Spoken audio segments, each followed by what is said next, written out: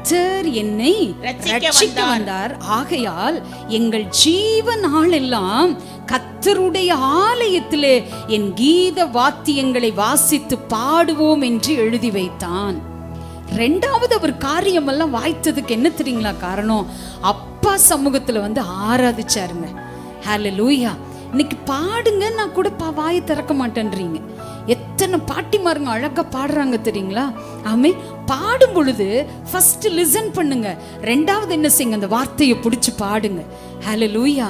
ஆமென். அப்ப இந்த எசேக்கியா ராஜாவினுடைய உயர்வுக்கும் எசேக்கியா ராஜாவினுடைய காரியங்கள் வாய்த்ததுக்கும் என்ன காரணம் அப்படின்னா, அவர் கர்த்தரை ஜீவனுள்ள நாளெல்லாம் பாடுவேன்னு சொல்லிட்டு எழுதி வைத்தாராம். வேதத்துல படிக்கும்போது சங்கீதம் 81 சங்கீதம் 81 1 வசனத்துல பாத்தீங்கன்னா, நம்முடைய பலனாகிய தேவனை கம்பீரமாய் பாடி.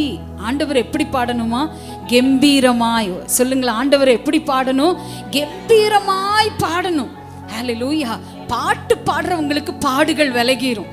ஹல்லேலூயா. பாட்டு பாடுறவங்களுக்கு பரிசுத்தம் பிறக்கும். பாட்டு பாடுறவங்களுக்கு பரலோகம் கிடைக்கும்.